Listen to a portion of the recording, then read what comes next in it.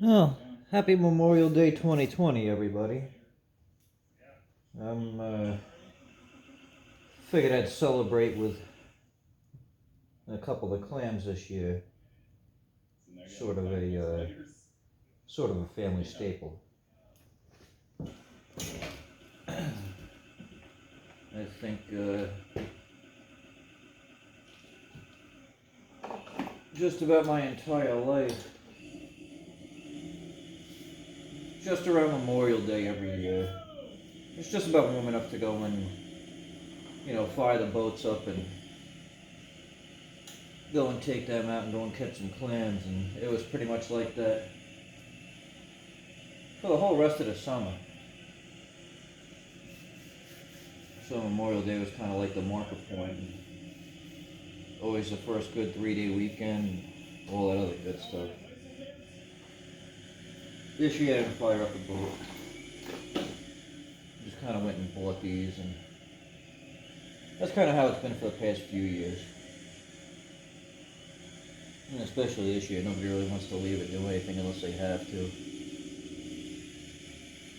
But nevertheless, I figured I'd get some clams, and sort of in the mood for some baked clams or some chowder or something, so I got some large ones. Got some small ones too, but mainly some large ones. And just gotta go and open them up.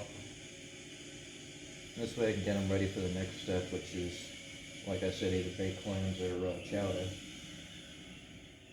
But basically what I'm out and doing is set up a little area here in the garage. I got my can cooker. I just filled with regular, tap water, just so I can give the clams a, quick rinse off before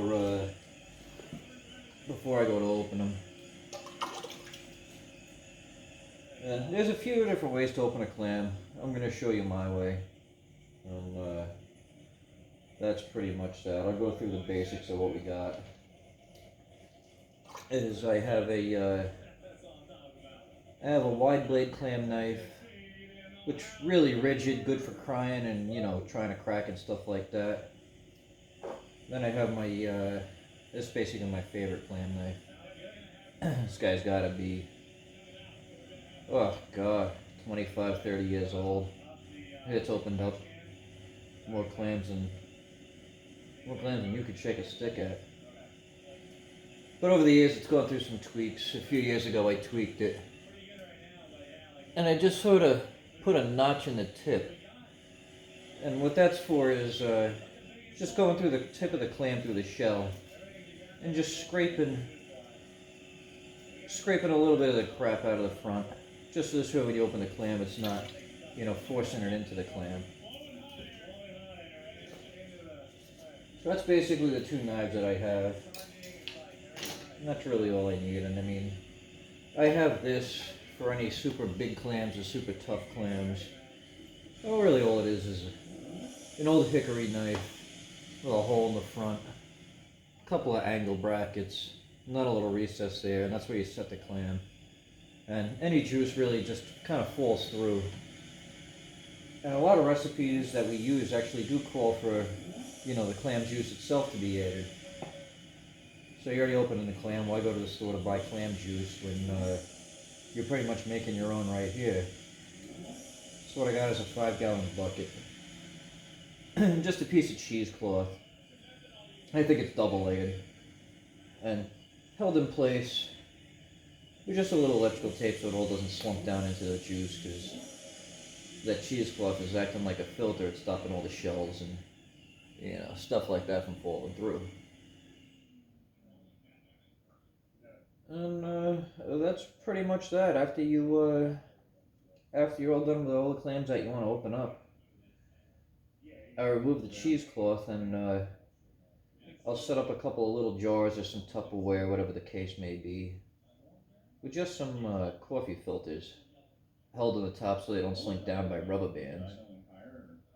And I recommend filtering it twice, because there is a lot of stuff that gets caught up in there that the cheesecloth actually does let pass. So I recommend going and filtering it twice. If you're going to reuse the juice. If you're not reusing the juice, then this whole step is unnecessary. But today I'm reusing the juice because I plan on making some stuffed clams, and when I'm doing my stuffed clams, I put a little bit of the juice on the breading just to sort of help with flavor and not make them so dry and stuff. Um, you know, this whole step here, opening up raw, is a little bit more work,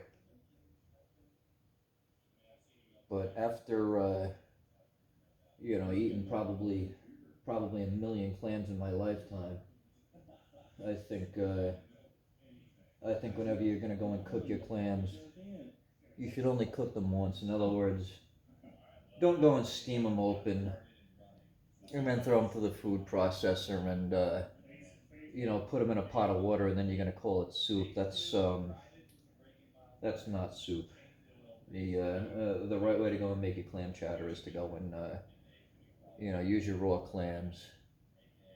I don't care if you use the food processor or not, but once you cook any seafood, even once you go and cook it more than one time or reheat it even, it's just not the same. That holds true for your Maine lobster. Any clam that I've ever had, you cook it one time and that's it. If you have to reheat your soup or something like that, yeah, I understand, I get it. But once you start cooking seafood, like I said, more than once or twice,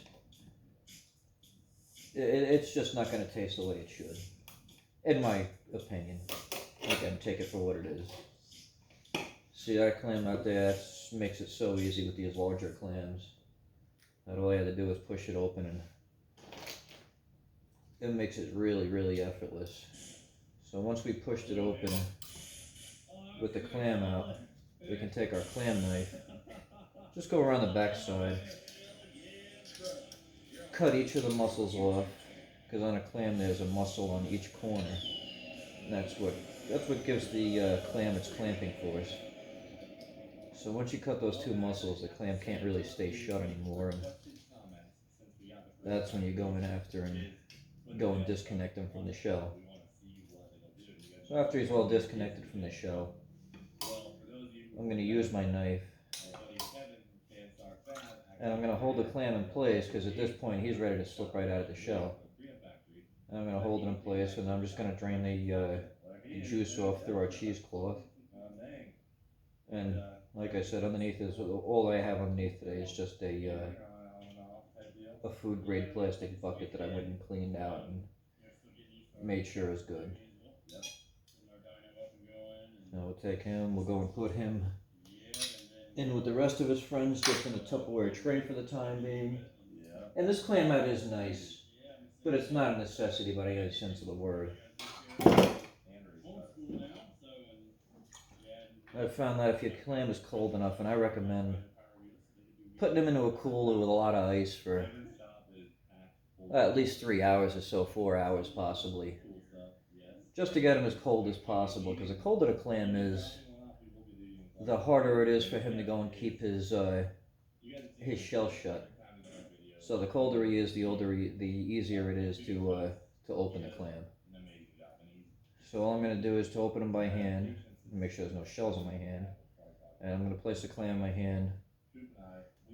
Always the side with the muscle is a nice curve and it fits your palm nice. So to hold the clam, all I do is I use my thumb here and I turn the top of my thumb away, just so it's not so close in case I do slip with the knife. I don't want to go and cut myself. So I always hold my hand, like my finger will weight like that. Then I'll use my top 4 fingers or 3 fingers, depending on the size of the clam, to go and push the top of the knife in. And again, you can get a little fatigued doing like this. So if you notice that you're getting a little bit of pain up in the top of your fingers, you can always go and put a rag in your hand and put a little padding on there. But I've never really seen the need for it. So once I have the knife inside the clam, you can see his bill is opened up. I'm going to reach the knife over and I'm going to cut his muscle on this side. And I'll do that here. Okay, you can see the tip of my knife point out just a little bit there, so we're guaranteed we cut the muscle on that side. Now all I'm going to do is take my knife, flip it to this side, and we're going to go after the muscle over here.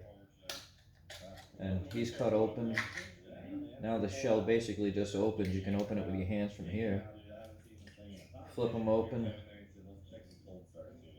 knife in, scrape this side of the muscle, and all you're really doing is you're letting the shell tell you where the knife wants you to go. All you're going to do is just sweep in motion. The shell basically tells you where to go to cut the muscle perfectly.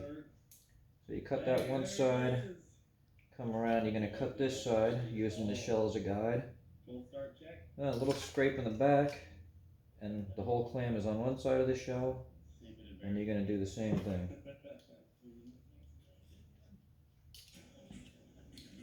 Shell tells you where to put the knife, and just scrape along. Now the clam is loose. You're going to let them drain for a second.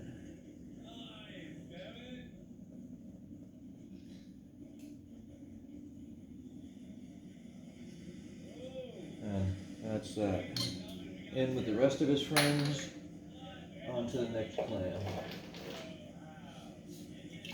Give him a little rinse. All I have over here is just my can cooker. Just full of water. It works.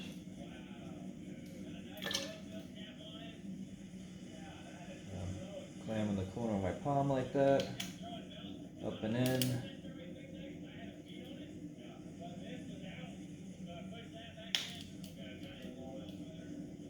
And this guy's throwing up a little bit of a fight.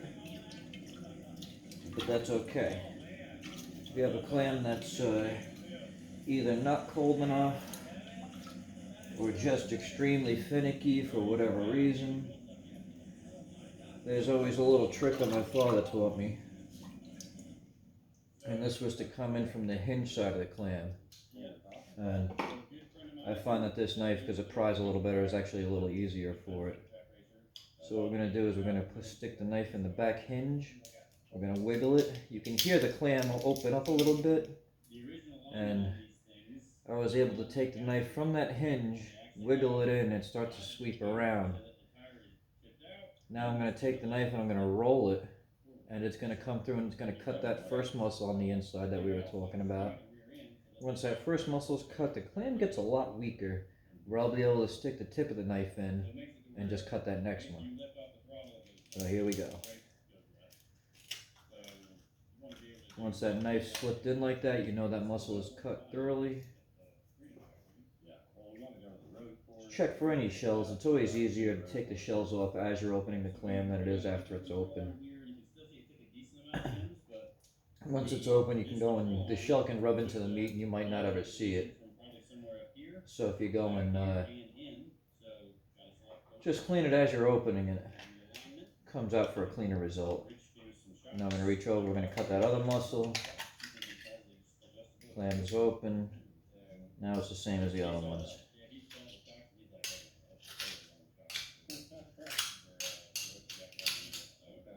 I find it's easiest to go and hold your shell of your clam perfectly flat. I mean, right now I'm doing it over a bucket, so it's catching everything anyway. But if you didn't have such a big area to work over, I always hold my clam flats. This way the juice stays on top until I'm ready to go and tip it into whatever vessel that I'm, containing in it.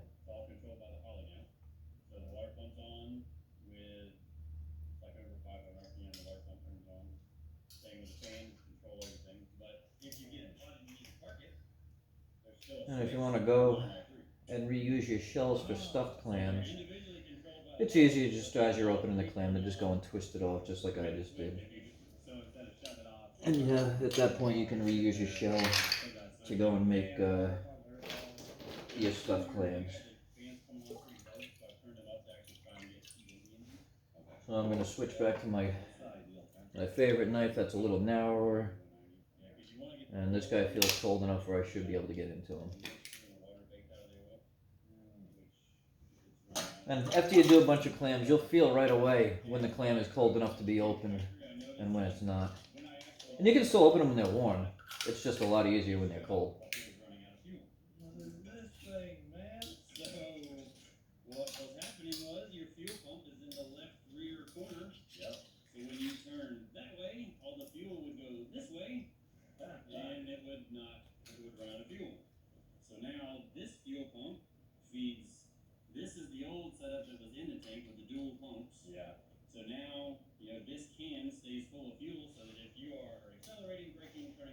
I can remember being a kid And my family would go out clamming, and we'd go out and catch, a few bushels of clams between, 4 or 5 different guys. This is back in the late '80s, early '90s, when you could still take a bushel of clams per guy. Now I think the limit's about 100 or so, which is why these days I go out and buy them instead of go out and rake them.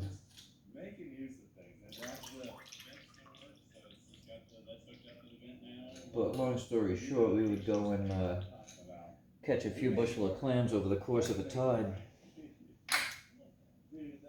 And then always back to one particular aunt's house that lived over on the water. It was actually a beautiful place.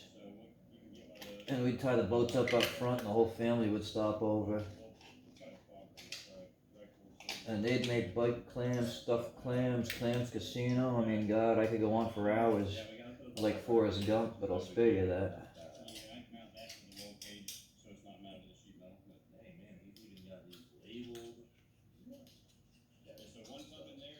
And always during the summertime, go for a swim and hang out, eat clams, and at the end of the weekend, somebody would take the shells and go and give them away to local people that would go and put them in their driveway. People with gravel driveways and stuff like that always used to go and put clam shells out in them.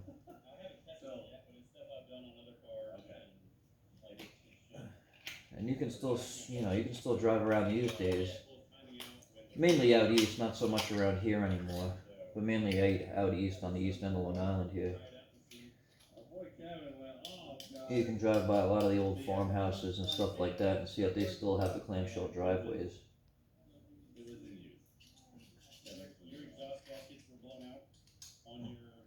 And growing up, and still to this day, my mother will tell you stories about how when she was a kid, the clamshell driveways were so popular out here, and her family actually had one. And like I said, they go clamming on the weekend and eat the clams, and then they'd throw the shells right in the driveway, and the cars would run them over, and eventually, just little white chips everywhere. But as the cars drove over them, they would crack and pop underneath the tires, and it got quite loud.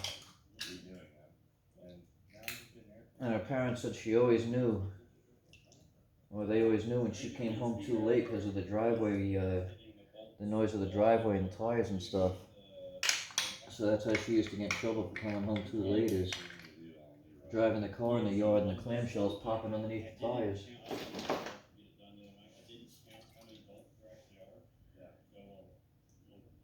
Sort of like a Nest camera before there was Nest cameras.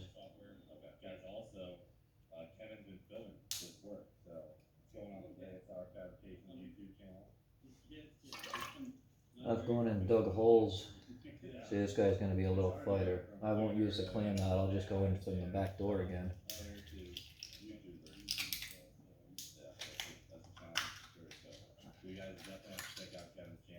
Alright, there you go. Simple as that.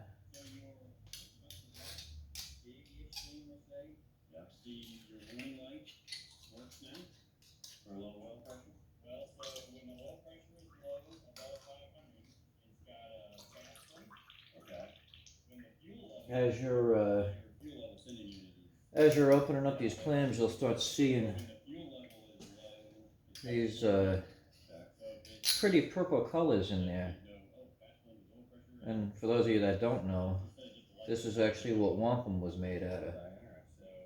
And some people say it was, currency. Some people say it was decoration. I can't really speculate. I don't know. I wasn't here. But I do know it's pretty, and I also know that it smells like a tooth if you try and put it on a sander and make something out of it.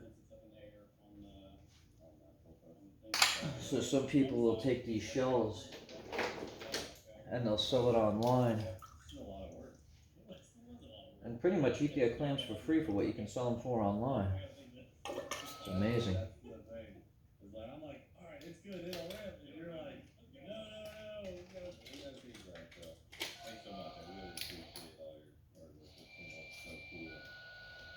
And as you're opening your clam, you're taking your knife and you're touching the clam a lot, and you're listening to anything that might be, you know, scraping the side of the knife. Like you'll hear a rock in there.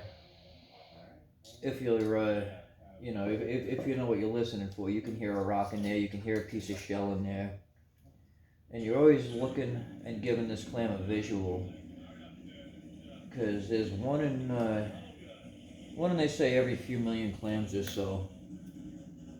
You can actually find a pearl in them.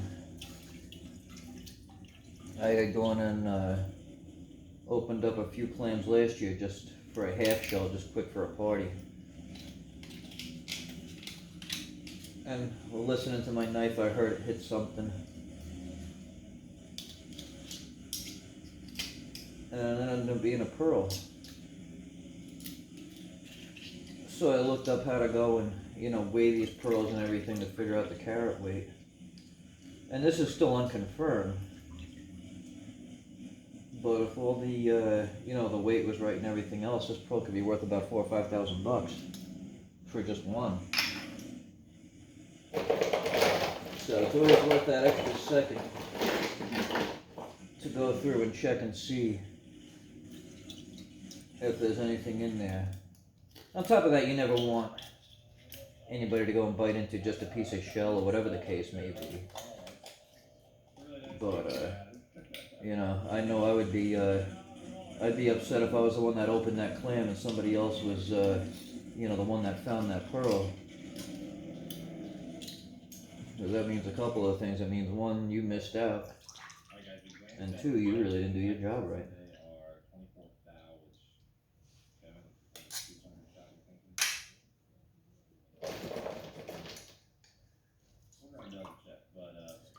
So again, rather large clam, but sitting in the cooler here, and as long as you know where to place your knife, again, round part in your hand, knife always over in this corner over here. This corner of the shell, for some reason, just has a better surface area to go and slip the knife into than it does over in this area over here. So I've always stuck the clam in here. It holds nice.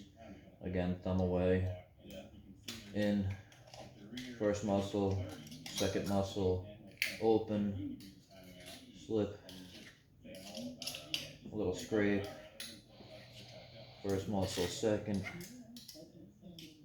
and then drain your juice out. And the other reason that you like to go and drain your juice out just like that is just in case there is a little bit of debris and stuff like that, it'll fall off the front of the shell rather than not.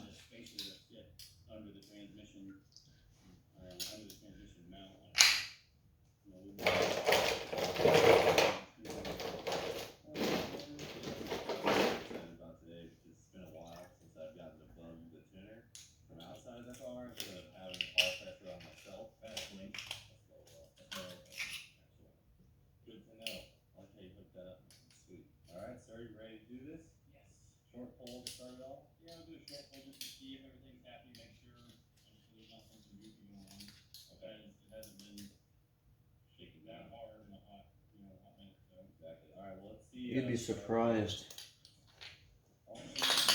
at how much juice is actually in these clams. I think I've opened up about 60, maybe 65 so far, and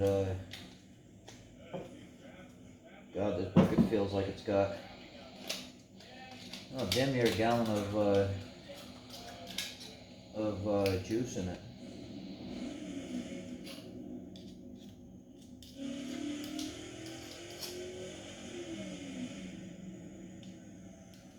So I'll go and I'll save the clams themselves. whatever I don't use, I'll put in a freezer bag and I'll freeze the clams raw before they're cooked. And I'll also go and save the clam juice that's left over, and I'll freeze that.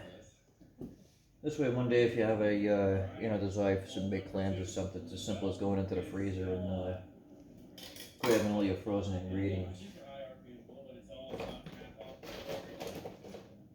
And again, it's always the bigger clams that are a pain. But make them cold enough, and they open right up.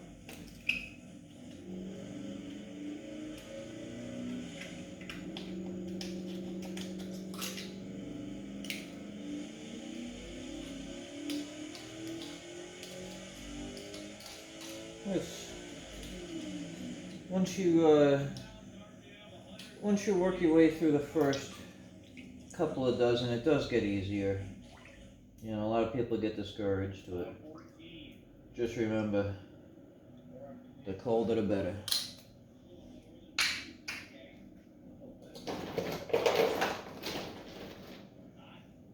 I wouldn't recommend putting it in the freezer, but cool it with a bunch of ice, and you should be happy. And a good cooler that holds ice for a day or two is nice also, in case you get tired and want to take a break for an hour or two. All you gotta do is close the cooler up and walk away. Yep, that clam was suicidal.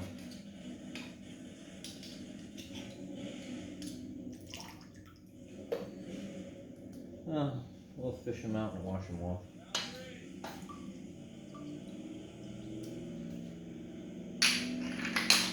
And that's pretty much all there is to it.